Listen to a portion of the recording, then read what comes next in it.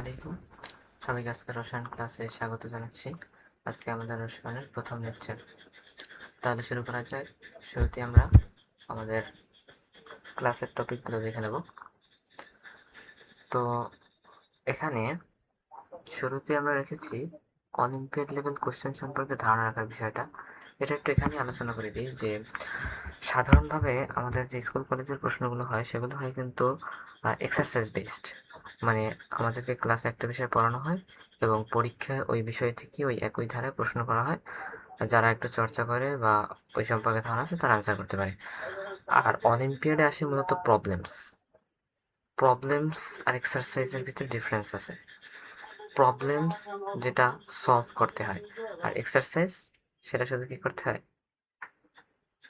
Answer করতে হয়। তো প্রবলেম সলভ করার জন্য ক্রিটিক্যাল থিঙ্কিং দরকার হয়, নানা অ্যাসপেক্টে চিন্তা ভাবনা এবং বিশ্লেষণের দরকার হয়। আর এটাই মূলত অলিম্পিয়াডের সুবিধা এবং এটা অলিম্পিয়াডের একটি খুবই গুরুত্বপূর্ণ দিক, যেটা শিক্ষার্থীদের মানসিক দক্ষতাকে বৃদ্ধি করে। তাহলে আমরা আজকে কিছু অলিম্পিয়াড লেভেলের কোশ্চেন দেখব, পাশাপাশি কিছু কনসেপ্ট নিয়ে আলোচনা করব, যেরকম stoichiometry, then chemical bonds, then states of elements আর কাইনেটিক থিওরি। এই দুইটা নিয়ে আমরা একটু কমই আলোচনা করব, স্টয়কিওমেট্রি নিয়ে একটু বেশি আলোচনা থাকবে। তাহলে শুরু করা যাক। শুরুতে স্টয়কিওমেট্রি। স্টয়কিওমেট্রি হলো রসায়নের সেই শাখা যার মাধ্যমে কোনো রাসায়নিক বিক্রিয়া অংশগ্রহণকারী বিক্রিয়ক উৎপন্ন পদার্থের পরিমাণগত সম্পর্ক নির্ণয় করা হয়। আচ্ছা, তাহলে এটা হচ্ছে রসায়নের একটি শাখা, যেখানে কি করা হয়, রাসায়নিক বিক্রিয়া অংশগ্রহণকারী বিক্রিয়ক এবং উৎপন্ন পদার্থ অর্থাৎ উৎপাদ, এদের কি করা হয়, পরিমাণগত সম্পর্ক নির্ণয় করা হয়। পরিমাণগত সম্পর্ক, এই কথাটা খুবই গুরুত্বপূর্ণ, কারণ এই স্টয়কিওমেট্রি মূলত রসায়নের যে দুইটা শাখা রয়েছে, একটা হচ্ছে ভৌত রসায়ন আর একটা হচ্ছে গাণিতিক রসায়ন। তাহলে গাণিতিক রসায়নের অন্তর্ভুক্ত হচ্ছে আমাদের স্টয়কিওমেট্রি। আমরা একটা উদাহরণের মাধ্যমে বুঝি। যেমন ধরা যাক এটা একটা পাত্র, এই পাত্রের ভিতরে আমরা কিছু চুনা পাথর রাখছি। চুনা পাথর মানে আমরা সবাই জানি ক্যালসিয়াম কার্বনেট। যখনই আমরা একে তাপ দেব, চুনা পাথরকে যখনই আমরা তাপ দেব, তখন এটি ক্যালসিয়াম অক্সাইড এবং কার্বন ডাই অক্সাইডে ভাগ হয়ে যাবে। এখন এখানে যদি আমরা ধরেন যে আমরা 200 গ্রাম ক্যালসিয়াম কার্বনেট নিলাম, তো এই 200 গ্রাম ক্যালসিয়াম কার্বনেট থেকে এটা যখন বিয়োজিত হবে তখন নির্দিষ্ট পরিমাণ ক্যালসিয়াম অক্সাইড এবং নির্দিষ্ট পরিমাণ কার্বন ডাই অক্সাইড তৈরি করবে।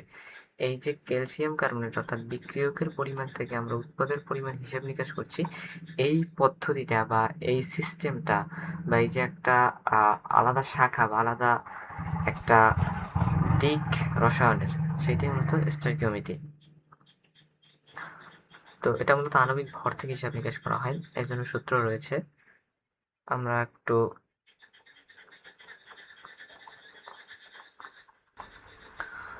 আচ্ছা, তাহলে স্টয়কিওমেট্রির হিসাব নিকাশ করার জন্য আমাদেরকে রাসায়নিক সমীকরণ এবং রাসায়নিক সমীকরণের সমতাকরণ সম্পর্কে স্বচ্ছ ধারণা দরকার। এই যে এখানে আমরা যেটা দেখতে পাচ্ছি, এইটা হচ্ছে একটা রাসায়নিক সমীকরণ। সমীকরণের মাঝখানে একটা তীর চিহ্ন রয়েছে। তীর চিহ্নের বাম পাশের পদার্থকে আমরা বলি বিক্রিয়ক, ডান পাশের পদার্থ বা পদার্থ সমূহকে আমরা বলি উৎপাদ। আর এই তীর চিহ্নের উপরে একটা ত্রিভুজের মতো চিহ্ন রয়েছে, এটাকে বলা হয় ডেল্টা, যেটার মাধ্যমে মূলত তাপকে রিপ্রেজেন্ট করা হয়। তাহলে বাম পাশে থাকবে উৎপাদ এবং উৎপাদগুলো বিক্রিয়া করে ডান পাশের বাম পাশে থাকবে বিক্রিয়ক এবং বিক্রিয়কগুলো বিক্রিয়া করে ডান পাশের উৎপাদ তৈরি করবে। এখন আমরা আসি সমতাকরণে। এই বিক্রিয়াটা কিন্তু সমতা করা রয়েছে, যেমন ক্যালসিয়াম আছে বাম পাশে একটা, ডান পাশেও ক্যালসিয়াম একটা, বাম পাশে অক্সিজেন তিনটা, ডান পাশে অক্সিজেন তিনটা এবং বাম পাশে কার্বন একটা, কার্বন ডান পাশে একটা। তাহলে এটা সমতাকৃতই রয়েছে। আমরা আরেকটা বিক্রিয়া দেখব এবং সেটা সমতাকরণ করব। যেমন এখানে একটা বিক্রিয়া দেখতে পাচ্ছি, সোডিয়াম হাইড্রোক্সাইডের সাথে সালফিউরিক অ্যাসিড বিক্রিয়া করছে। এখানে আমরা উৎপাদ হিসেবে দেখতে পাবো এটা যেহেতু একটা, দেখুন এখানে সোডিয়াম হাইড্রোক্সাইড হচ্ছে ক্ষার আর সালফিউরিক অ্যাসিড হচ্ছে এটা একটা অ্যাসিড। তাহলে অ্যাসিডের ক্ষার বিক্রিয়া করে অবশ্যই পানি উৎপন্ন করবে, তাহলে আমরা পানি লিখে ফেললাম। আর সাথে উৎপন্ন করবে একটা লবণ, কারণ এটা হচ্ছে একটা প্রশমন বিক্রিয়া।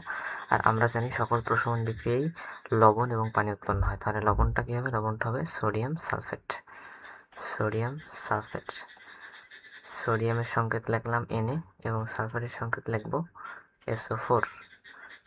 এখন সোডিয়ামের যোজনী হচ্ছে 1, আর এই যে সালফেট মূলক SO4 যে সালফেট মূলক আছে, এই সালফেট মূলকের যোজনী হচ্ছে 2, কারণ এর চার্জ হচ্ছে -2।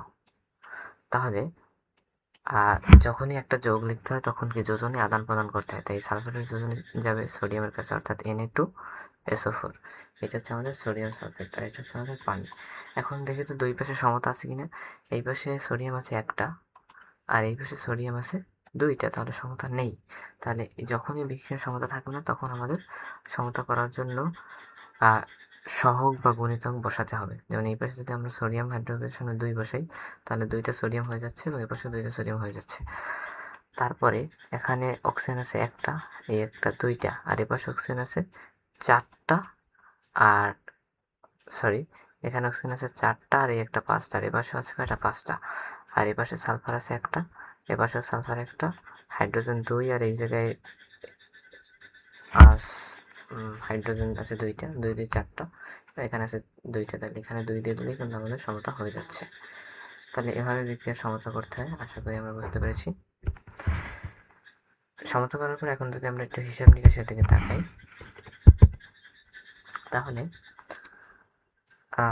ধরি সোডিয়াম আছে আমাদের 10 গ্রাম, 10 গ্রাম সোডিয়াম আছে, এবং সালফিউরিক অ্যাসিড আছে আমাদের 20 গ্রাম, র্যান্ডম ধরে নিচ্ছি। তো এখন যখন উৎপন্ন হবে তখন কিভাবে উৎপন্ন হবে সেটাই আমরা স্টয়কিওমেট্রিক দেখব। যেমন ধরেন প্রশ্ন করা হলো যে 10 গ্রাম সোডিয়াম হাইড্রোক্সাইডের সাথে 20 গ্রাম সালফিউরিক অ্যাসিড বিক্রিয়া করে কত গ্রাম সোডিয়াম সালফেট উৎপন্ন করবে বের করো। এটা হচ্ছে আমাদের কাজ। তো আমরা সিম্পল ঐকিক নিয়ম করব। কি করব? আমরা ঐকিক নিয়ম করব। যেমন আমরা দেখতে পাই যে 2 মোল সোডিয়াম হাইড্রোক্সাইডের সাথে 1 মোল সালফিউরিক অ্যাসিড বিক্রিয়া করে। তো সেখান থেকে আমরা আগাই। 2 মোল সোডিয়াম হাইড্রোক্সাইডের সাথে বিক্রিয়া করে কয় মোল? 1 মোল সালফিউরিক অ্যাসিড, তাহলে 2 এর সাথে করে 1। এখন আমরা তো একটা সূত্র জানি যে মোল সংখ্যা W/m। এটা মূলত হচ্ছে যে পদার্থের ভর এবং মোলের ভিতরে সম্পর্ক W/m। তাহলে এইখানে 2 মোল মানে কি? 2 মোল মানে হচ্ছে আমাদের কত গ্রাম? তাহলে এখানে W আসে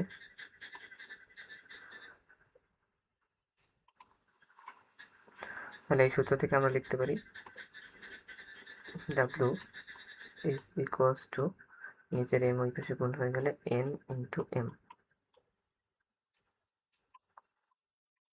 এই সূত্র থেকে আমরা ভর বের করতে পারি। তাহলে 2 মোল ইন্টু আমরা জানি যে সোডিয়াম হাইড্রোক্সাইডের ভর হচ্ছে 40, আণবিক ভর 40। আচ্ছা, আণবিক ভর বের করার নিয়মটা একটু আমরা দেখব। সোডিয়াম হাইড্রোক্সাইডের সংকেত কি?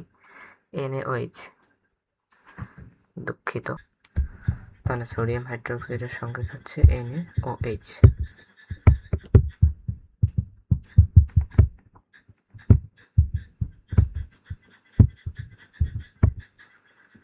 মাউসের মাধ্যমে লেখা খুব একটা ভালো আসছে না, সবাই ক্ষমা সুন্দর দৃষ্টিতে দেখবেন। যদি আমরা আণবিক সংকেত বের করতে চাই, তাহলে এখানে কয়টা মৌল আছে? সোডিয়াম 1টা, অক্সিজেন 1টা, আর হাইড্রোজেন 1টা। সোডিয়ামের আণবিক ভর কত? 23, মানে 23।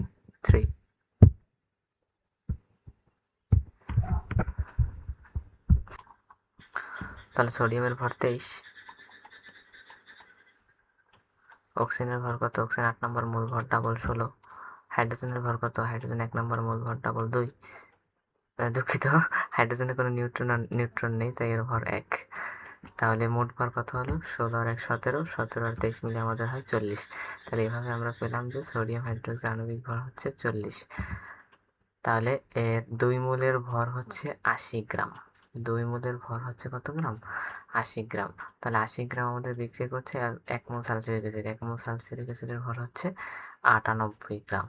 তাহলে এইভাবে আমাদের অনুপাতটা আসে যে 80 গ্রাম সোডিয়াম হাইড্রোক্সাইডের সাথে সবসময় বিক্রিয়া করবে 98 গ্রাম সোডিয়াম হাইড্রোক্সাইড। এখন আমাদের প্রশ্নে কত গ্রাম দেওয়া ছিল? 10 গ্রাম। প্রশ্নে আমাদের 10 গ্রাম সোডিয়াম হাইড্রোক্সাইড কথা বলা হয়েছে। তাহলে 10 গ্রাম বিক্রিয়া করবে কতটুকুর সাথে? 98 ডিভাইডেড বাই 8 গ্রামের সাথে। তাহলে এটা কত আসে? এটা আসে আমাদের 12.25 গ্রাম, বা আমরা বলতে পারি 25/4। 25/4 না, এক্স্যাক্টলি যাই হোক, এটা আসে আমাদের 12.25। তাহলে 12.25, কিন্তু আমাদের দেখুন প্রশ্নে বলা ছিল 20 গ্রাম, প্রশ্নে বলা ছিল কি 20 গ্রাম, তাইলে 10 গ্রামের সাথে কিন্তু আমাদের 12.25 গ্রাম বিক্রিয়া করে ফেলেছে। এখন কিন্তু পাত্রে আর সোডিয়াম হাইড্রোক্সাইড অবশিষ্ট নাই, তাই পাত্রে আমাদের সালফিউরিক অ্যাসিড অতিরিক্ত অবশিষ্ট রয়ে গেছে। এই বিষয়টাকে বলা হয় লিমিটিং বিক্রিয়ক। সোডিয়াম হাইড্রোক্সাইড শেষ হয়ে গেছে, তাই সোডিয়াম হাইড্রোক্সাইড লিমিটিং বিক্রিয়ক, আর সালফিউরিক অ্যাসিড রয়ে গেছে, তো এটা লিমিটিং বিক্রিয়ক না। আর মনে রাখবেন, স্টয়কিওমেট্রিতে সবসময় লিমিটিং বিক্রিয়ক থেকে উৎপাদের হিসাব নিকাশ করা হয়। স্টয়কিওমেট্রির শর্তই হচ্ছে লিমিটিং বিক্রিয়ক দ্বারা হিসাব নিকাশ করা হবে, কারণ এখানে আমাদের মূলত বিক্রিয়া করছে কত? 10 গ্রাম, যেটা আমাদের 12.25 গ্রামের সাথে বিক্রিয়া করছে। ফলে কতটুকু উৎপন্ন হবে এটাও আমরা হিসাব করবো কার থেকে? এই 10 গ্রাম সোডিয়াম হাইড্রোক্সাইড থেকে। তাহলে আমরা একটু দেখি হিসাবটা কিভাবে আসবে। এখানে সোডিয়াম সালফেটের ভর যদি আমরা বের করি, দুইটা সোডিয়াম মিলে আসবে 46 গ্রাম, এবং সাথে সালফারের আছে আমাদের 32, আর 4টা অক্সিজেনের হচ্ছে গিয়ে 64। তাহলে এটা আসে আমাদের কাছে 64 প্লাস 32 প্লাস 46, এটা হয় 142 গ্রাম। তাহলে সোডিয়াম সালফেটের আণবিক ভর কত? সোডিয়াম সালফেটের আণবিক ভর হচ্ছে 142 গ্রাম, 142 গ্রাম। তো হিসাব নিকাশ অনুযায়ী কি আসে? 80 গ্রাম থেকে উৎপন্ন হয় 142 গ্রাম, তাহলে 1 গ্রাম থেকে উৎপন্ন হবে 142/80। তাহলে আমাদের যে 10 গ্রাম দেওয়া ছিল সেটা থেকে উৎপন্ন হবে 142/80 ইন্টু 10 গ্রাম। আলটিমেটলি আমাদের উৎপন্ন হচ্ছে 17.75 গ্রাম, এবং এটাই হচ্ছে আমাদের কাঙ্ক্ষিত রেজাল্ট, যে 10 গ্রাম সোডিয়াম হাইড্রোক্সাইড এবং 20 গ্রাম সালফিউরিক অ্যাসিড থেকে আমাদের উৎপন্ন হবে 17.75 গ্রাম সোডিয়াম সালফেট। আশা করি বুঝতে পেরেছেন। স্টয়কিওমেট্রি নিয়ে আমরা আরও একটু বিস্তার আলোচনা করবো সামনে, কারণ সামনে আমাদের কিছু প্রবলেম রয়েছে। আমরা এখন একটু রাসায়নিক বন্ধনের দিকে আগাই, কারণ আমার ব্যক্তিগতভাবে রাসায়নিক বন্ধন টপিকটা খুবই ইন্টারেস্টিং লাগে, এবং এটা আসলে একটা ইন্টারেস্টিং টপিক। আচ্ছা, রাসায়নিক বন্ধন। রাসায়নিক বন্ধন কাকে বলে?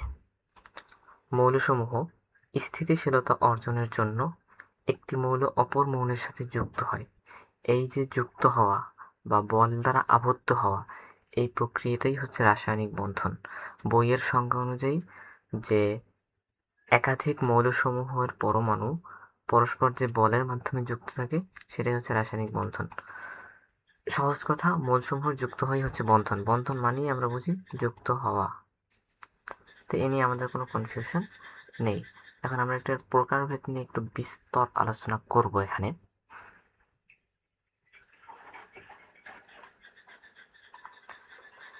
আচ্ছা, আমরা এখানে 6টা প্রকার দেখতে পাচ্ছি।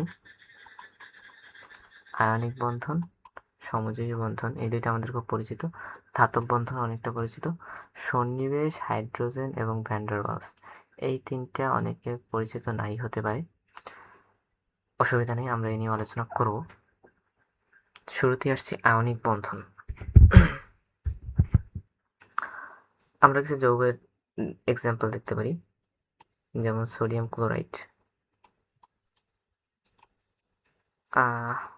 আচ্ছা, আমি না লিখিয়ে বলছি শুধু। Sodium chloride, magnesium oxide, calcium oxide, sodium sulphate একটু আগে আমরা যেটা দেখলাম, তারপরে সিলভার ক্লোরাইড, আর রয়েছে বেরিয়াম ফ্লোরাইড, বা যে কোনো ধরনের যৌগ হতে পারে। সহজ কথা, একটি ধাতু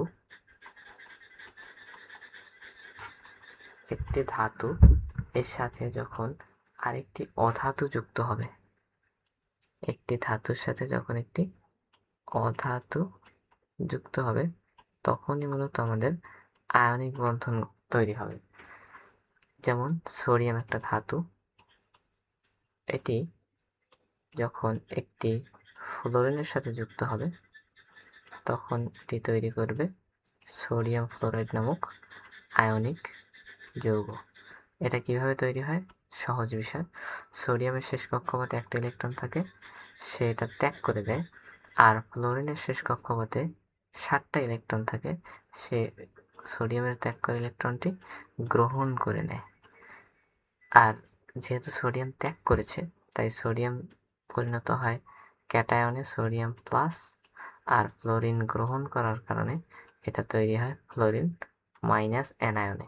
তো আমরা ছোটকাল থেকে জেনে এসেছি যে একটি ক্যাটায়ন মানে একটি ধনাত্মক চার্জ একটি ঋণাত্মক চার্জকে আকর্ষণ করবে, ফলে এদের মধ্যে যে তড়িৎ আকর্ষণ বল, এই তড়িৎ আকর্ষণ বলই এদেরকে কাছাকাছি নিয়ে আসবে এবং ফলে এরা বন্ধনে আবদ্ধ হবে।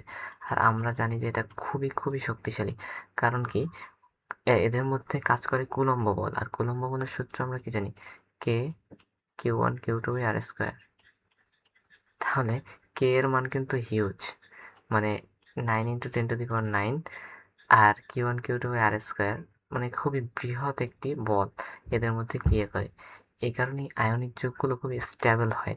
আয়নিক যৌগগুলো এ কারণে স্ফটিক আকারে থাকতে পারে।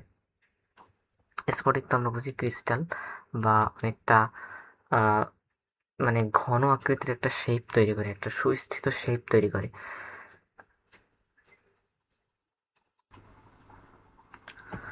তাহলে বিষয়টা খুবই সহজ। এবারে দেখবো আমরা সমযোজী বন্ধন।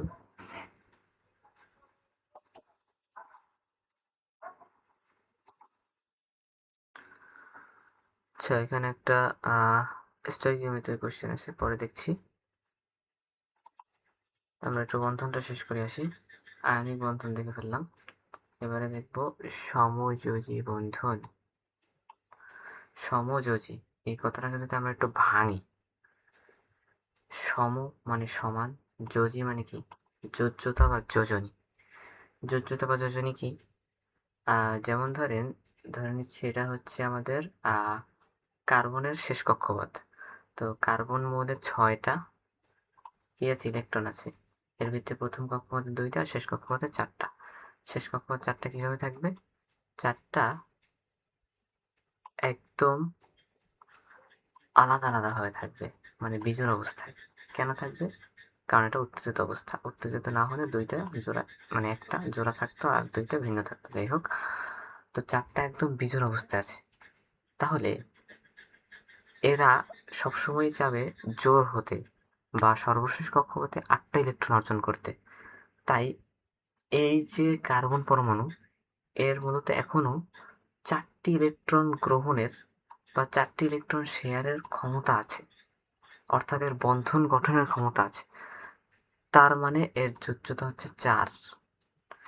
সাধারণভাবে যোজ্যতা বা যোজনীর সংজ্ঞা দেওয়া হয় এভাবে: একটি মৌল অপর একটি মৌলের সাথে যুক্ত হওয়ার ক্ষমতা।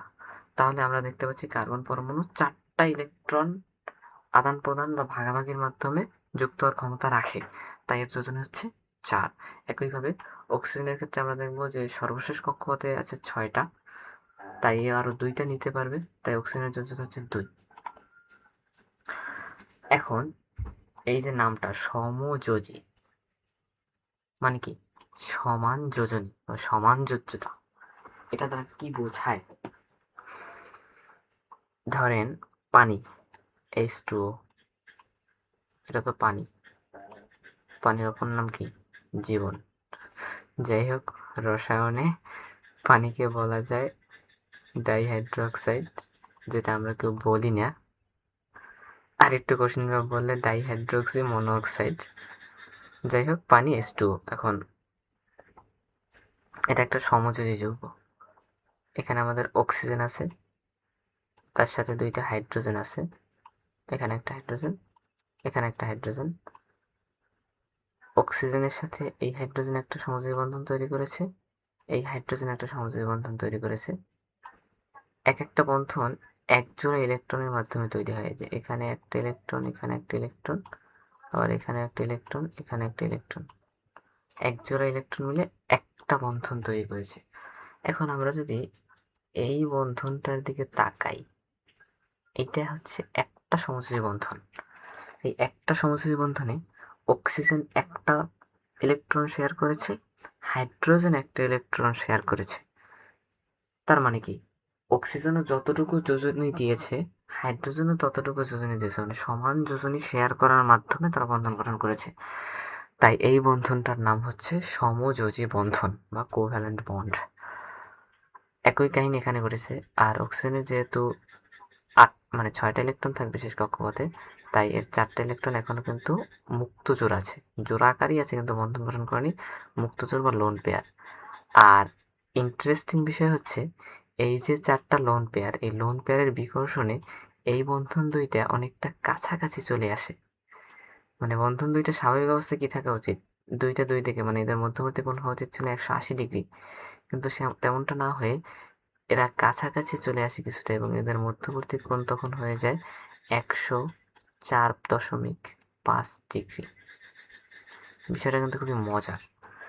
এরকম একই কাহিনী ঘটে আমাদের অ্যামোনিয়ার ক্ষেত্রে। এই একটা নাইট্রোজেনের সাথে 3টা যোজনী দ্বারা 3টা হাইড্রোজেনের সাথে যুক্ত থাকে। আর এখানেও একই কাহিনী ঘটে যে নাইট্রোজেনের উপরে এখানে 2টা মুক্তজোড় থাকে, এই 2টা মুক্তজোড়ের বিকর্ষণে এরা কাছাকাছি চলে আসে বন্ধন, এবং তখন এদের এই মাঝখানে যে বন্ধন কোণ হয় সেটা হয়ে যায় 107। মজার না বিষয়গুলো? এবং অন্যান্য যৌগের ক্ষেত্রেও ঘটে। যাই হোক, আমরা বন্ধনে আছি তো, সমযোজী বন্ধন বুঝলাম। আরো কিছু সমযোজী যৌগ রয়েছে। সমযোজী যৌগ মানে সমযোজী বন্ধন গঠিত হয় সবসময় অধাতুর সাথে অধাতু। যেমন ফ্লোরিন একটা অধাতু, এর সাথে আর একটা অধাতু যুক্ত হবে, যেমন ধরেন অক্সিজেন, তাহলে F2O। এইটা হচ্ছে একটা সমযোজী বন্ধন। ফ্লোরিনের যোজনী 1, তাই 2টা ফ্লোরিন যুক্ত হয়েছে একটা অক্সিজেনের সাথে। এরপরে আসছে ধাতব বন্ধন। আমরা যদি প্র্যাকটিক্যালি চিন্তা করি যে লবণ আমরা খাই, বুঝলাম যে লবণ একটা সোডিয়াম ক্লোরাইডের গঠিত আয়নিক যৌগ। তারপরে পানি আমরা পান করি, সেটাও বুঝলাম যে এখানে হাইড্রোজেন আর অক্সিজেন যুক্ত আছে সমযোজী বন্ধনের মাধ্যমে। এখন আমরা যে ধাতব পদার্থগুলো দেখি, যেমন ধরেন একটা লোহার পাত বা একটা অ্যালুমিনিয়ামের পাত বা একটা হতে পারে যে কোনো ধরনের ধাতু, এই ধাতুগুলো কিভাবে যুক্ত থাকে? এখানে তো এমন না যে একটা ধাতু আছে একটা অধাতু আছে, বা একটা দুইটি অধাতু আছে। এখানে তো বিষয়টা হচ্ছে সবগুলোই ধাতব আয়ন। এরা কিভাবে বন্ধন গঠন করে? এরা ধাতব বন্ধন গঠন করে। এই বিষয়টা খুবই মজার, এবং এই বন্ধনটা বুঝতে পারলে আমরা মূলত ধাতুর যে বৈশিষ্ট্য সেটা উদ্ঘাটন করতে পারবো। যেমন ধরলাম এটা হচ্ছে আমার একটা লোহার পাত, লোহা আয়রন Fe, Fe ফেরাম বা লোহা, ল্যাটিন নাম ফেরাম। যাই হোক, এখানে শত শত কোটি কোটি কি আছে, আয়রনের পরমাণু আছে, শত শত কোটি কোটি আয়রনের পরমাণু আছে। এখন আয়রনের বৈশিষ্ট্য কি? আয়রনের বৈশিষ্ট্য হচ্ছে ও স্থিতিশীল হতে চায়। কিভাবে হবে স্থিতিশীল? ও হয় 2টা ইলেকট্রন ত্যাগ করবে অথবা 3টে ইলেকট্রন ত্যাগ করবে। তাহলে এই যে 2টা বা 3টে ইলেকট্রন এরা কোথায় যাবে? এই 2টা বা 3টে ইলেকট্রন কোথায় যাবে? এখানে যে শত শত কোটি কোটি পরমাণু আছে, প্রত্যেকটা পরমাণু 2টা বা 3টা করে ইলেকট্রন ত্যাগ করছে। এই ইলেকট্রনগুলা কি হয়, এই মাঝখানে এসে জমা হয়। ইলেকট্রনগুলা আমি এভাবে মাইনাস চিহ্ন দ্বারা দেখাচ্ছি। ইলেকট্রনগুলা আয়নগুলোর মাঝে জমা হয়। তো ত্যাগ করার পরে এই প্রত্যেকটা পরমাণু এক একটা ধনাত্মক আয়নে পরিণত হয়। প্রত্যেকটা পরমাণু এক একটা ধনাত্মক আয়নে পরিণত হয়। এই ধনাত্মক আয়নগুলোকে বলা হয় পারমাণবিক শ্বাস বা অ্যাটমিক কোর। পারমাণবিক শ্বাসগুলোর মধ্যবর্তী যে অঞ্চল থাকে, সেই মধ্যবর্তী অঞ্চলে ইলেকট্রনগুলো ছড়াছড়ি করে। কেন ছড়াছড়ি করে? কারণ ইলেকট্রন তো নেগেটিভ চার্জের, আর সব জায়গায় ছড়ানো ছিটানো আছে আমাদের পজিটিভ চার্জের পারমাণবিক শ্বাসগুলো।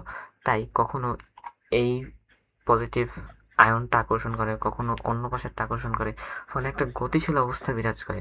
এই গতিশীল অবস্থা বিরাজ করার কারণে ইলেকট্রনগুলো সম্পূর্ণ পাতের ভিতরে ছোটাছুটি করে। আর এই ইলেকট্রনগুলোকে বলা হয় সঞ্চারণশীল ইলেকট্রন। কি বলা হয়? সঞ্চারণশীল ইলেকট্রন। এই সঞ্চারণশীল ইলেকট্রনগুলোই মূলত সকল ধাতুর বৈশিষ্ট্য নির্ধারণ করে। বিষয়টা খুবই মজার।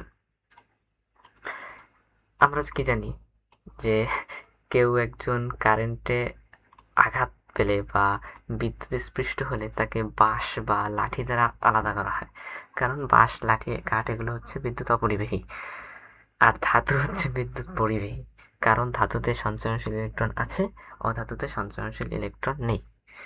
তাহলে ধাতুর বিদ্যুৎ পরিবাহিতা, তাপ পরিবাহিতা, উজ্জ্বলতা, তারপরে অন্য সকল বৈশিষ্ট্য এই সঞ্চারণশীল ইলেকট্রনই প্রদর্শন করে। আমরা ধাতব বন্ধনও বুঝে ফেললাম যে এই ধাতুগুলো ইলেকট্রন ত্যাগের কারণে ধনাত্মক আয়নে পরিণত হয়। আর এভাবে, আচ্ছা এটা আরেকটু সহজভাবে বুঝাই। ধরেন এখানে একটা পরমাণু আছে, এখানে আরেকটা পরমাণু আছে, ও একটা ইলেকট্রন ত্যাগ করেছে, ও একটা ইলেকট্রন ত্যাগ করেছে, এখানে আরেকটা পরমাণু আছে, ও একটা ইলেকট্রন ত্যাগ করেছে। এখন এই যে মাঝখানের ইলেকট্রনটা, এই ইলেকট্রনটাকে এই পরমাণু আকর্ষণ করতেছে, এই পরমাণু আকর্ষণ করতেছে, ফলে এই ইলেকট্রনটা মাঝখানে একটা কি বলা যায়, একটা চুম্বক পদার্থের মতো দাঁড়িয়ে আছে, যার দুই পাশে দুইটা লোহা আকর্ষণ করার মতো অনেকটা। সহজভাবে বললে এই মৌল ওকে আকর্ষণ করে, আবার এই পরমাণু ওকে আকর্ষণ করে, তাই দুইজনে পরস্পর আবদ্ধ হয়ে যায়, কেউ কারো থেকে মানে ছাড়া পায় না বা ছুটে যায় না। এই আবদ্ধ হওয়াটাই ধাতব বন্ধনের মূল মেকানিজম। এরপরে আসছে সন্নিবেশ বন্ধন। খুবই জরুরি একটি বন্ধন। তারপরে আমরা দেখব হাইড্রোজেন বন্ধন আর ভ্যান ডার ওয়ালস বন্ধন। একটা বিষয় জানিয়ে রাখি, সন্নিবেশ বন্ধন, হাইড্রোজেন বন্ধন, ভ্যান ডার ওয়ালস বন্ধন, এই তিনটে বন্ধনই দেখা যায় সমযোজী যৌগে। তিনটে বন্ধনই কোথায় দেখা যায়? সমযোজী যৌগে। আর সন্নিবেশ বন্ধন একটা বিশেষ ধরনের সমযোজী বন্ধন। এর ইংলিশ নাম হচ্ছে কোঅপারেটিভ বন্ড, মানে কি সহযোগিতামূলক বন্ড। কেন সহযোগিতামূলক, এখনই আমরা দেখব। আচ্ছা একটা উদাহরণ দেখি, NH4+, NH4+, এটা কি? এটা হচ্ছে একটা যৌগমূলক। যৌগমূলকের আধান কত? +1। এটা কিভাবে গঠিত হয় সেটা বুঝলে আমাদের সন্নিবেশ বন্ধন বোঝা হয়ে যাবে। আমরা জানি কি অ্যামোনিয়ার সংকেত কি? NH3। আর একটু আগে আমি অ্যামোনিয়ার গঠন এঁকে দেখিয়েছিলাম যে উপরে 2টা ইলেকট্রন থাকে আর নিচের দিকে 3টা হাইড্রোজেন থাকে। এখন অতিরিক্ত আরেকটা হাইড্রোজেন যুক্ত হবে। অতিরিক্ত হাইড্রোজেনটা কি? H+। এর কি নেই? কোনো ইলেকট্রন নেই। এখন একটি সমযোজী বন্ধন গঠিত হওয়ার জন্য আমাদের 2টা ইলেকট্রন লাগে। এই 2টা ইলেকট্রনই নাইট্রোজেন শেয়ার করে। নাইট্রোজেন সরাসরি কি করে? এই হাইড্রোজেনকে ইলেকট্রন 2টা দান করে দেয়। অনেকটা দান করার মতো, কিন্তু মানে পুরোপুরি দিয়ে দেয় না। হাইড্রোজেনকে শেয়ার করে এবং হাইড্রোজেন এই ইলেকট্রনটা ভাগাভাগির মাধ্যমে নাইট্রোজেনের সাথে আবদ্ধ হয়ে যায়। তো এটাও এক ধরনের সমযোজী বন্ধনই, কিন্তু এখানে মূলত একটি পরমাণু শেয়ার করে, একটি পরমাণু ইলেকট্রন শেয়ার করে, এই কারণে এটা হচ্ছে সন্নিবেশ বন্ধন। যেমন আরেকটা উদাহরণ যদি আমরা দেখি, কার্বন মনোঅক্সাইড, কার্বন এই অক্সিজেন, 2টা সমযোজী বন্ধন গঠিত হলো। এইখানে অক্সিজেনের আরো 4টা ইলেকট্রন রয়ে গেল, আর কার্বনের এখানে আরো 2টা ইলেকট্রন রয়ে গেল। তো আমরা যদি ইলেকট্রন হিসেব করি, অক্সিজেনের সর্বশেষ কক্ষপথে এখন 8টা ইলেকট্রনই আছে, কিন্তু কার্বনের সর্বশেষ কক্ষপথে ইলেকট্রন আছে 6টা। তাহলে সমস্যা হয়ে গেল, কার্বন তো স্থিতিশীল হতে পারলো না। এই কারণে কাহিনী হয় কি, এই অক্সিজেনের সর্বশেষ কক্ষপথের 2টি ইলেকট্রন সরাসরি কার্বনকে মানে দুটোই শেয়ার করে দেয়। এই কারণে একটা সন্নিবেশ বন্ধন গঠিত হয়। তাহলে কার্বন মনোঅক্সাইড যৌগে মোট বন্ধন আছে 3টা, আর এই 3টা বন্ধনের ভিতরে 2টা সমযোজী আর একটা সন্নিবেশ। ইলেকট্রন বিন্যাসের মাধ্যমে দেখালে আরো সুন্দর হতো। যাই হোক, তাহলে সন্নিবেশ বন্ধন আমরা বুঝে ফেললাম। আরেকটা বন্ধন হচ্ছে হাইড্রোজেন বন্ধন এবং ভ্যান ডার ওয়ালস বন্ধন। এখন হাইড্রোজেন বন্ধন আর ভ্যান ডার ওয়ালস বন্ধন বোঝার জন্য আমাদের আরেকটা কনসেপ্টের সহযোগিতা নিতে হবে।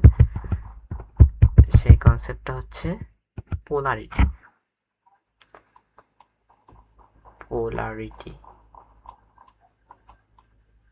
আর পোলারিটি বোঝার জন্য আমাদেরকে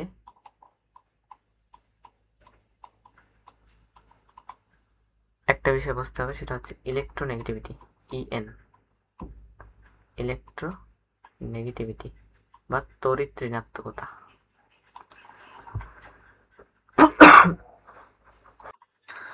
পোলারিটি শব্দটাকে বিশ্লেষণ করলে কি পাই? পোলার। পোলার মানে কি? পোলার আইসক্রিম খাই না আমরা? Polar ice cream. পোলার শব্দের অর্থ হচ্ছে মেরু বা মেরু সম্মিলিত। যাই হোক, কেন পোলার বলা হয়? কারণ কিছু কিছু সমযোজী যৌগে দেখা যায় প্রান্ত তৈরি হয়, আংশিক ধনাত্মক প্রান্ত, আংশিক ঋণাত্মক প্রান্ত। এই কারণে ওই সকল সমযোজী যৌগকে পোলার যৌগ বলা হয়। এটা কেন হয়? এটা হয় তড়িৎ ঋণাত্মকতার কারণে। যেমন পানি, আমরা সবাই জানি পানি একটা পোলার যৌগ।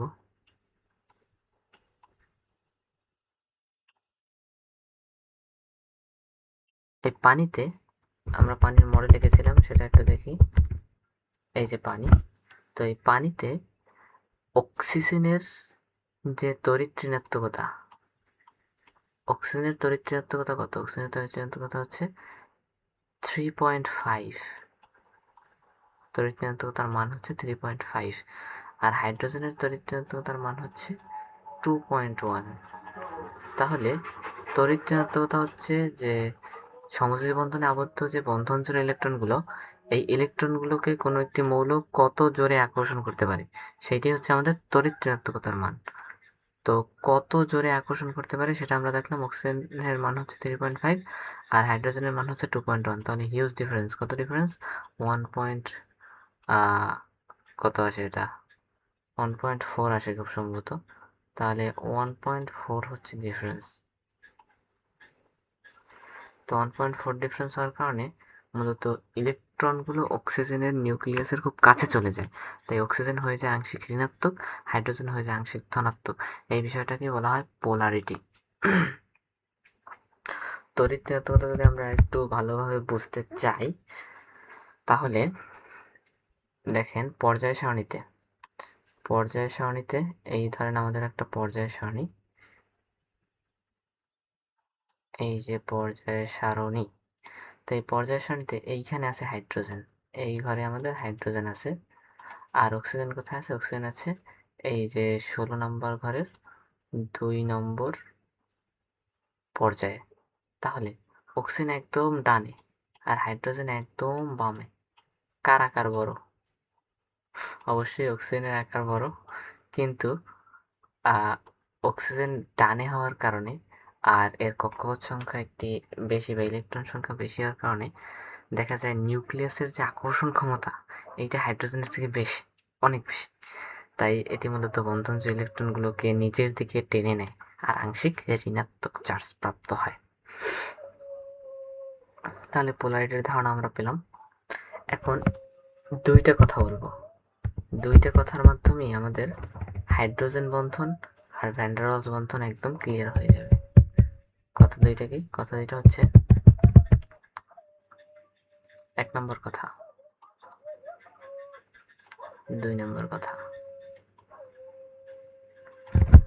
এক নম্বর কথা হচ্ছে, পোলার সমযোজী যৌগসমূহের অণুগুলোর মধ্যকার আকর্ষণ বল হচ্ছে হাইড্রোজেন বন্ধন।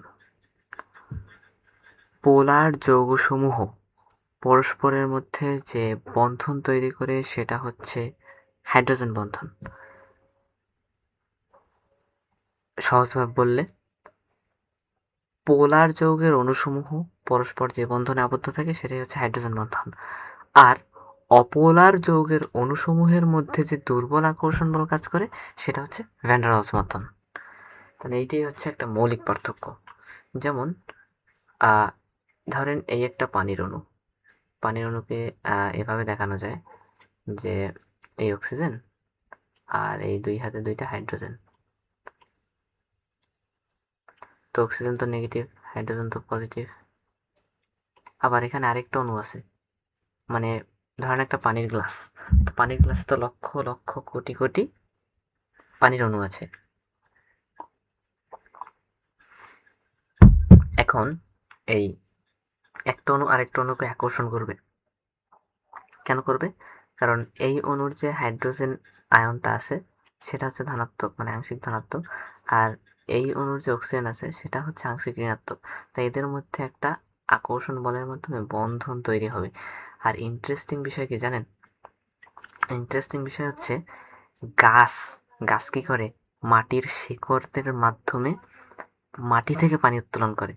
এখন স্বাভাবিক প্রশ্ন যে অভিকর্ষ বল তো নিচের দিকে ক্রিয়া করছে, তাহলে গাছ কিভাবে পানিকে উপরের দিকে তোলে, বা কিভাবে পানিগুলো উপরে পাতার শিরা উপশিরা পর্যন্ত পৌঁছে যায়? গাছ কি পানি টানার ক্ষমতা রাখে, বা গাছের কি তেমন কোনো আছে, বা মানুষের যে রক্তনালীর মতো আলাদা ফাংশন আছে? না, এটা সম্পূর্ণই হচ্ছে পানির ধর্মের কারণে। পানির অণুগুলো একে অপরকে হাইড্রোজেন বন্ডের মাধ্যমে আকর্ষণ করে। তাই যখনই আর কি গাছের যে জাইলেমের মাধ্যমে পানি প্রবাহিত হতে থাকে, তখন একটা অণু আরেকটা অণুকে আকর্ষণ করতে করতে একটা শিকলের মতো তৈরি হয়। ওই শিকলের ধরেই সকল পানির অণুগুলো গাছের উপরে উঠে যায়। মানে খুবই চমৎকার সিস্টেম। যাই হোক, তাহলে এটা হচ্ছে হাইড্রোজেন বন্ধন। আর ভ্যান ডার ওয়ালস বন্ধন হচ্ছে অপোলার অণুসমূহ। যেমন অপোলার অণুকে কি আছে? অপোলার অণুর ভিতরে আছে মিথেন। মিথেন একটা অপোলার অণু। তারপরে কার্বন ডাই অক্সাইড একটা অপোলার অণু। তারপরে আরো অপোলার অণু আছে। আচ্ছা, পোলার অপোলার চিনবেন কিভাবে সেটা একটা বিষয়। যদি ডেল ইএন বা তড়িৎ ঋণাত্মকতার পার্থক্য যদি 0.4 বা তার বেশি হয়, তাহলে ওই যোগটা হচ্ছে আমাদের পোলার। আর এটা যদি 0.4 এর থেকে কম হয় তাহলে এটা হচ্ছে নন পোলার। আর যখন এটা 1.7 এর থেকেও বেশি হয়ে যাবে, তখন এটা মূলত হয়ে যাবে আয়নিক ধর্মে। আচ্ছা, আমরা তাহলে সামনে এগাতে পারি। কার্বন ডাই অক্সাইডের বিষয়টা একটু ক্লিয়ার করি। এটা আমারও একসময় কনফিউশন ছিল যে কার্বনের তড়িৎ ঋণাত্মকতা হচ্ছে 2.5 আর অক্সিজেনের তড়িৎ ঋণাত্মকতা হচ্ছে 3.5। তাহলে ডিফারেন্স কত? ডিফারেন্স অবশ্যই 1। তাহলে আমরা দেখলাম যে 0.4 এর থেকে বেশি হলেই এটা কি পোলার। এখানে তো ডিফারেন্স 1 হয়ে গেল, তাহলে কেন পোলার হলো না বা নন পোলার হলো? কারণ হচ্ছে গঠন।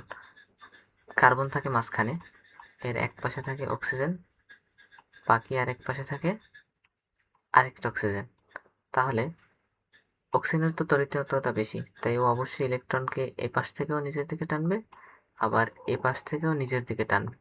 তাই দুই পাশেই যখন সমান আকর্ষণ বল বিরাজ করবে, তখন সামগ্রিকভাবে কোনো প্রান্ত তৈরি হবে না। এটার সরল রৈখিক গঠনের কারণে দুই পাশেই সমান পরিমাণ আকর্ষণ বল থাকবে, ফলে কোনো দিকেই কোনো ধরনের আংশিক আয়ন তৈরি হবে না। এ কারণে এটা হচ্ছে নন পোলার। তাহলে দুইটা কার্বন ডাই অক্সাইড যৌগের ভিতরে যে আকর্ষণ বল থাকবে সেটা হচ্ছে আমাদের ভ্যান ডার ওয়ালস আকর্ষণ বল। আশা করি বোঝাতে পেরেছি। আরেকটা বিষয় জেনে রাখেন, এটা ফিজিক্সে খুব কাজে লাগবে। সেটা হচ্ছে সংশক্তি বল। সংশক্তি বল হচ্ছে একই পদার্থের অণুসমূহের মধ্যবর্তী আকর্ষণ বল। একটু আগে যেরকম আমরা দেখলাম যে হাইড্রোজেন বন্ধন বা ভ্যান ডার ওয়ালস বন্ধন এগুলো তৈরি হয় একই পদার্থের অণুগুলোর মধ্যে, তাহলে এই একই পদার্থের অণুগুলোর মধ্যে যে আকর্ষণ বল সেটা হচ্ছে সংশক্তি বল। তাহলে আমরা ভ্যান ডার ওয়ালস বল এবং হাইড্রোজেন বন্ধনের যে বল এটাকে আমরা সংশক্তি বলের আওতায় আনতে পারি। তাহলে আমরা সামনের দিকে আগাই, আমাদের কিছু প্রবলেম সলভ করতে হবে, তো এখানে সময় না দেওয়াই ভালো।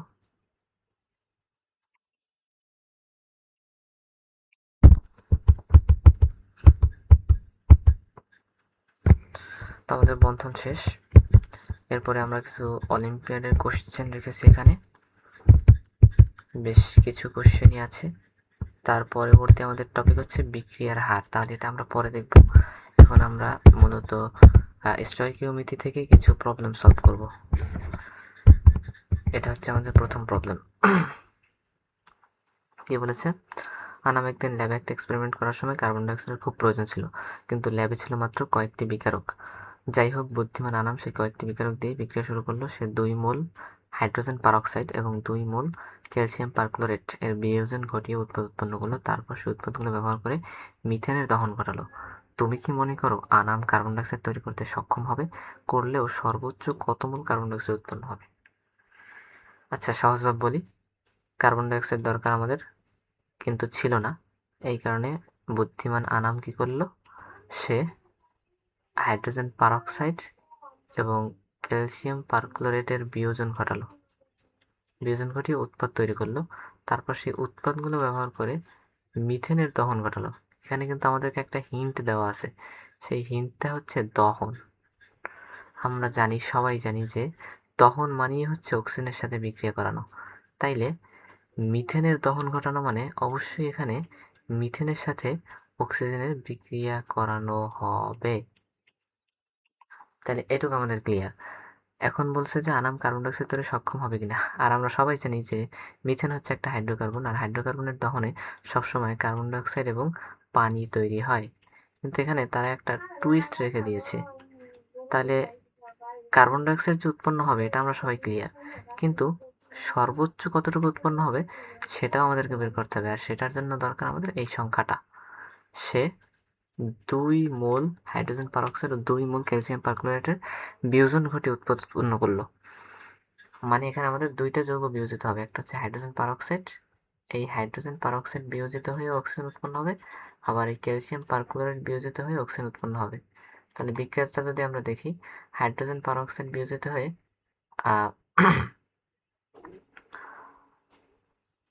অক্সিজেন উৎপন্ন হবে আর ক্যালসিয়াম পারক্লোরেট বিয়োজিত হবে। তাহলে ক্যালসিয়াম পারক্লোরেটের ক্ষেত্রে উৎপন্ন হবে ক্যালসিয়াম ক্লোরাইড এবং অক্সিজেন। যেহেতু 2 মোল ক্যালসিয়াম পারক্লোরেট ছিল, তাই 2 মোল ক্যালসিয়াম ক্লোরাইড উৎপন্ন হবে আর 3 মোল অক্সিজেন উৎপন্ন হবে। এটা আমরা সমতাকরণ থেকে দেখতে পাই। আর হাইড্রোজেন পারঅক্সাইড থেকে আমাদের উৎপন্ন হবে, হাইড্রোজেন পারঅক্সাইড থেকে আমাদের পানি এবং অক্সিজেন উৎপন্ন হবে। পানি H2O এবং সাথে অক্সিজেন। এখন যদি আমরা সমতাকরণ করি, এখানে 2 অণু হাইড্রোজেন পারঅক্সাইড মানে 2 মোল হাইড্রোজেন পারঅক্সাইড ব্যবহার করেছে, তাহলে 4টা হাইড্রোজেন হয়। তাহলে এখানে আমরা 2 দিলে 4টা হাইড্রোজেন মিলে, আর অক্সিজেন হয় কয়টা? 4টা। তাহলে এখানেও 2 দিলে এখানে 2টা আছে, এখানে 2টা আছে, তাহলে সমতাকরিত করাই আছে। এখন এইখানে আমরা পাইলাম 1 মোল অক্সিজেন, আবার এইখানে পাইলাম 3 মোল অক্সিজেন, মানে 4 মোল অক্সিজেন মোট। তাইলে আমরা যদি এই বিক্রিয়ার দিকে তাকাই, এই যে বিক্রিয়াটা এইটার দিকে যদি তাকাই, তাহলে আমরা দেখতে পাবো যে 1 মোল মিথেনের সাথে আমাদের বিক্রিয়া করছে, সমতাকরণ যদি করি 2 আর 1 3টে অক্সিজেন, তাহলে 3/2 অণু অক্সিজেন। 3 দুঃখিত, এটা সমতাকরণ হয়নি। এখানে কার্বন আছে একটা, ডান পাশেও একটা, হাইড্রোজেন আছে 4টা। তাহলে আমরা যদি এখানে 2 দিয়ে দিই, তাহলে হাইড্রোজেন হবে 4টা আর অক্সিজেন 2টা, আর এখানে 2টা 4টা। তাহলে এখানেও কি দিতে হবে? আমাদের 2 দিতে হবে। তাহলে 1 মোল মিথেনের সাথে 2 মোল অক্সিজেন বিক্রিয়া করছে। তো আমাদের উদ্দেশ্য হচ্ছে কতটুকু কার্বন ডাইঅক্সাইড তৈরি হবে। তো আমরা এখান থেকে পেলাম 4 মোল অক্সিজেন মোট। তাহলে 2 মোল অক্সিজেন থেকে কার্বন ডাইঅক্সাইড তৈরি হয় 1 মোল। তাহলে 4 মোল অক্সিজেন থেকে কার্বন ডাইঅক্সাইড তৈরি হবে সিম্পলি 2 মোল। তাহলে আমাদের কাঙ্ক্ষিত অ্যান্সার, এখানে যদি আমরা অ্যান্সার লিখি, কাঙ্ক্ষিত অ্যান্সার হবে সর্বোচ্চ 2 মোল কার্বন ডাইঅক্সাইড প্রডিউসড হবে। তাহলে এটা আমরা সমাধান করতে পারলাম। পরবর্তী কোশ্চেন হচ্ছে, এই সমীকরণ দেওয়া এখানে একটা খুবই অদ্ভুত সমীকরণ দেওয়া। এই সমীকরণ ব্যবহার করে কি বলছে? এ এর একক বের করতে বলা হয়েছে। পিভি ইকুয়ালস টু এনআরটি একটা জাতীয় সূত্র। এই সমীকরণকে আদর্শ গ্যাসের সমীকরণ বলা হয়। আমরা জানি যেসব গ্যাস এই সমীকরণ মেনে চলে না তাদের বাস্তব গ্যাস বলে। বাস্তব গ্যাসের জন্য এই সমীকরণ ব্যবহার করা হয়। আর এই সমীকরণ এখানে এ এর একক নির্ণয় করতে বলা হয়েছে। খুবই সুন্দর। আর পরেরটা হচ্ছে আমাদের স্টয়কিওমেট্রি নিয়ে। তাহলে 6 নাম্বার যে কোশ্চেনটা, এটা হচ্ছে অনেকটা ফিজিক্স নির্ভর, কারণ এখানে আমাদের একক নিয়ে কাজ করতে হবে। তো আমরা সবাই জানি যে ফিজিক্সের যে গতির সূত্রগুলো আছে, যেমন s is equals to ut plus half at square, ut plus half a t square. এখানে এই প্লাসের বাম পাশের যে মাত্রা এবং এস এর মাত্রা সমান, আবার প্লাসের ডান পাশের মাত্রা এস এর মাত্রা সমান। তাইলে এইখানে যে প্লাস দ্বারা দুইটা বিষয় আছে, একটা হচ্ছে পি আর একটা হচ্ছে a n square by v square. এই দুইটা সমজাতীয় রাশি হতেই হবে, কারণ এটাই হচ্ছে এককের নিয়ম। তাহলে পি মানে কি? প্রেশার বা চাপ। চাপের একক কি? প্যাসকেল।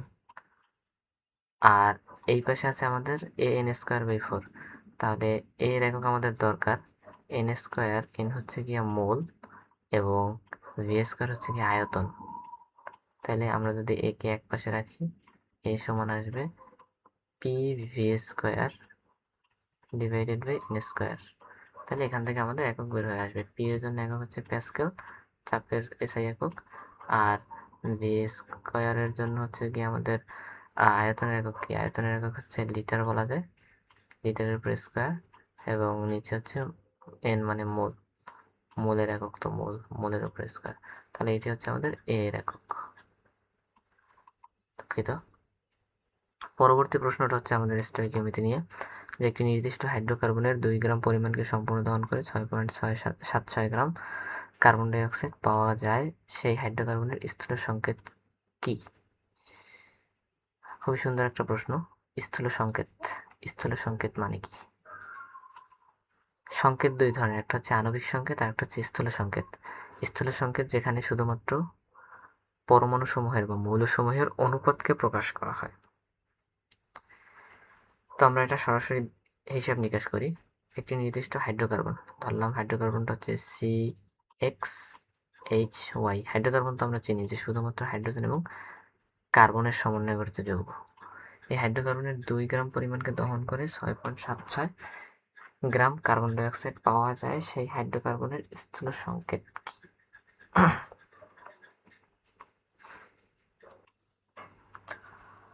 সেটা সমাধান করার জন্য আমাদেরকে শতকরা সংযুতি সম্পর্কে একটু ধারণা নিতে হবে। শতকরা সংযুতি হচ্ছে যে একটা মৌলের ভিতরে বা একটা যৌগের ভিতরে কোনো নির্দিষ্ট মৌল কত পার্সেন্ট বিদ্যমান। যেমন কার্বন ডাইঅক্সাইড যৌগ, কার্বন ডাইঅক্সাইড যৌগের ভিতরে আমরা যদি দেখি যে 44 গ্রাম হচ্ছে কার্বন ডাইঅক্সাইডের ভর, এই 44 গ্রামের ভিতরে আমাদের 12 গ্রামই হচ্ছে কার্বন। তাহলে কার্বনের শতকরা সংযুতি কত? 27.27%। 27.27%।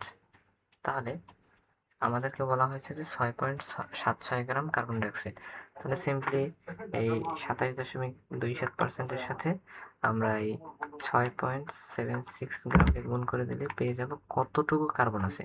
এতে আমরা পাই 1.84 গ্রাম কার্বন আছে। আর প্রশ্নে আমাদেরকে বলা আছে যে 2 গ্রাম পরিমাণকে সম্পূর্ণ দহন করা হয়েছে। হাইড্রোকার্বনের 2 গ্রাম, তাহলে হাইড্রোকার্বনে 1.84 গ্রামই যদি থাকে কার্বন, তাহলে 2 গ্রাম থেকে সেটা বাদ দিলে আমরা কি পেয়ে যাব? আমরা হাইড্রোজেনের পরিমাণটা পেয়ে যাব, এবং সেটা আসে আমাদের 0.15 গ্রাম। 0.15 গ্রাম। এখন আমরা সহজেই এদের অনুপাতটা বের করতে পারবো, বা আমরা এদের কি বলে স্থূল সংকেতটা বের করতে পারবো। কিভাবে দেখছি এখনই।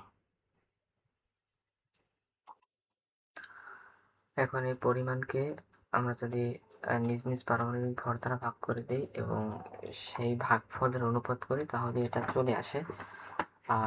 এটা আমি সামনের ক্লাসে একটু বিস্তারিতভাবেই দেখাবো, কারণ শতকরা সংযুক্তি নিয়ে আমরা আজকে আলোচনা করিনি, তাই এটা আপাতত স্কিপ করছি। পরবর্তী প্রশ্নের দিকে যাই। এটা হচ্ছে বিক্রিয়ার হার রিলেটেড। তাহলে আমরা আগে বিক্রিয়ার হার নিয়ে একটু পড়াশোনা করব, তারপরে এই প্রশ্নটা জাস্ট দেখবো। এটা আজকে সলভ করব না, কারণ এটা হচ্ছে বিডিজেএসও বা বাংলাদেশ জুনিয়র সায়েন্স অলিম্পিয়াডের ন্যাশনাল লেভেলের একটা কোশ্চেন, এবং এটা একটু বৃহৎ। তো আমরা শুধু কনসেপ্টটা নিয়ে এটার সম্পর্কে ধারণা নেব যে কিভাবে কোশ্চেনগুলো আসে, আর সামনের ক্লাসে ইনশাল্লাহ আমরা সলভ করার চেষ্টা করব। তাহলে বিক্রিয়ার হার নিয়ে ধারণা নিয়ে আসি। হার, কোনো কিছুর হার বলতে কি বোঝায়? যখন এই হার শব্দটা আসবে তখনই আমাদেরকে বুঝে নিতে হবে যে এটা একটা অনুপাত। আর রসায়ন বলেন, ফিজিক্স বলেন, সবখানি হার দ্বারা মূলত সময়ের অনুপাতকে বোঝানো হয়। মানে একক সময়।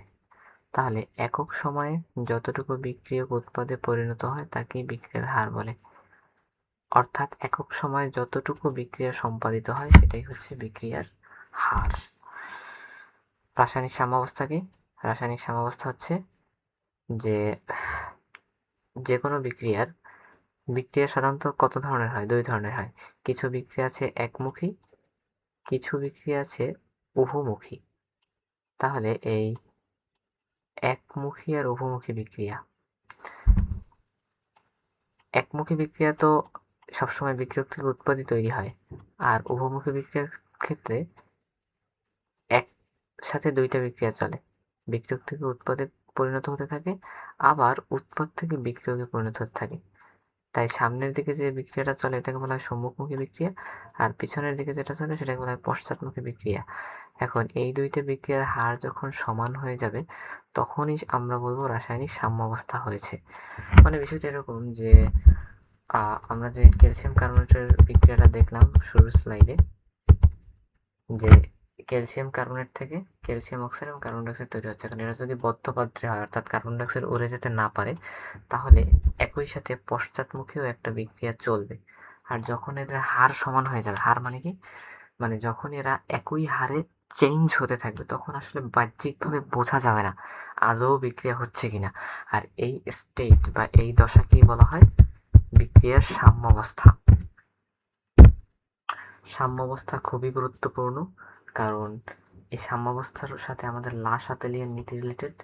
সাম্যাবস্থার সাথে বিক্রিয়ার যে তাপ উৎপাদী হওয়া, তাপ হারি হওয়া, এগুলো কিছুটা নির্ভরশীল।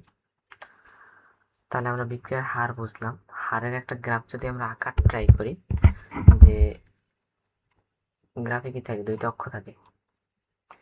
এই আনুভূমিক বরাবর এক্সিসটা হচ্ছে এক্স এক্সিস, আর উপরে উলম্ব যেটা সেটা হচ্ছে ওয়াই এক্সিস বা ওয়াই অক্ষ। এক্স অক্ষ বরাবর আমরা সবসময় সময়কে ধরি, টি বা টাইম, আর ওয়াই অক্ষ বরাবর আমরা ধরবো কি? বিক্রিয়ার হার বা রেট। এখন বিক্রিয়া তো দুইটা, একটা হচ্ছে সম্মুখমুখী বিক্রিয়া, একটা হচ্ছে পশ্চাৎমুখী বিক্রিয়া। তাহলে দুইটা বিক্রিয়ার হার নিয়ে আমরা আলোচনা করব। শুরুতে তো সম্মুখমুখী বিক্রিয়া শুরু হয়, তাহলে সম্মুখমুখী বিক্রিয়ার হার খুবই হাই, এখানে একটা উপরে ধরলাম। আর নিচের দিকে আমাদের পশ্চাৎমুখী বিক্রিয়া। ধীরে ধীরে যখন সময় যেতে থাকবে তখন সম্মুখমুখী বিক্রিয়ার হার আস্তে আস্তে কমতে থাকবে, আর পশ্চাৎমুখী বিক্রিয়ার হার আস্তে আস্তে বাড়তে থাকবে। যখন এই দুইটা হার একই লেভেলে চলে আসবে, অর্থাৎ ধরেন এই বরাবর, এই যে এই মান বরাবর যখন এই দুইটা চলে আসছে তখন এদের কি হয়ে যাবে? হার সমান হয়ে যাবে। তখন সময় যেতে থাকবে কিন্তু এই হারের চেঞ্জ হবে না। এই অবস্থাটাকেই আমরা বলছি কি? মূলত বিক্রিয়ার সাম্যাবস্থা। এটাকে যদি আমরা উৎপাদের পরিমাণ দ্বারা দেখাই, এবার আমরা আরেকটা গ্রাফ আঁকবো।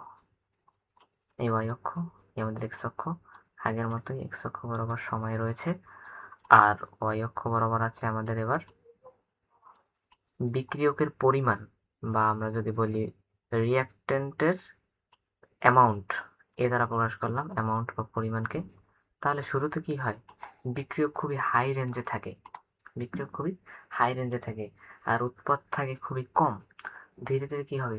বিক্রিয়কের পরিমাণ হ্রাস পেতে থাকবে, পেতে থাকবে, পেতে থাকবে, পেতে থাকবে, আর উৎপাদের পরিমাণ একদম শূন্য ছিল, শূন্য থেকে বৃদ্ধি পেতে থাকবে, পেতে থাকবে, পেতে থাকবে, পেতে থাকবে, পেতে থাকবে। এক সময় দেখা যাবে কি?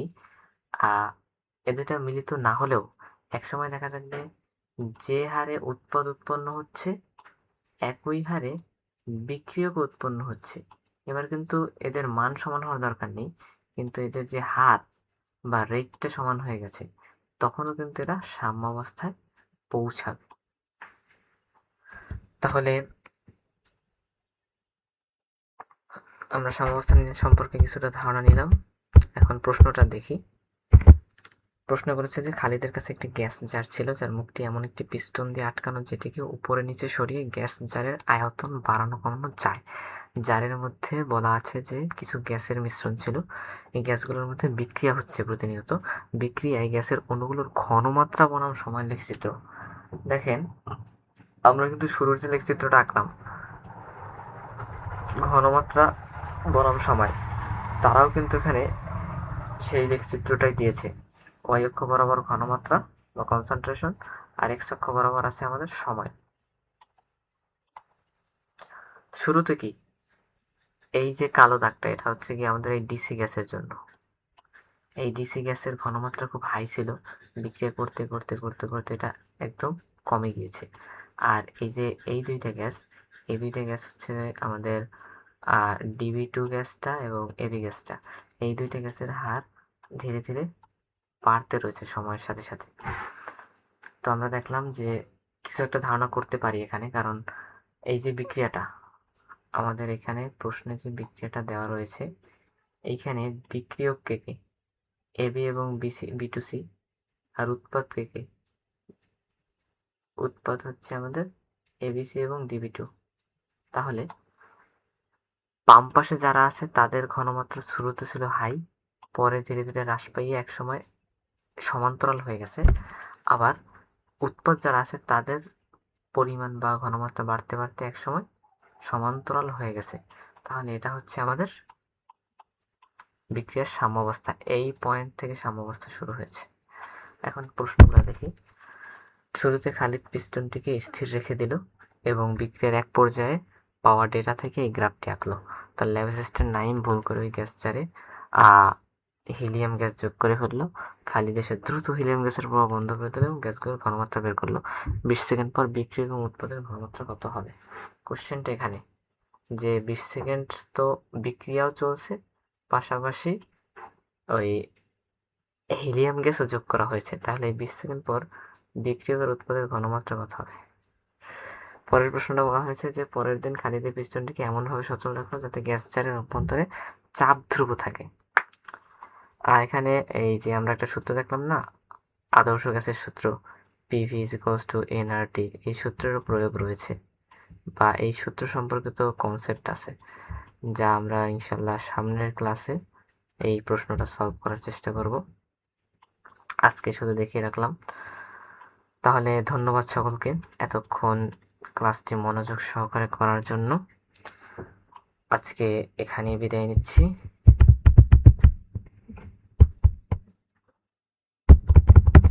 খোদা হাফেজ, ভালো থাকবেন সবাই।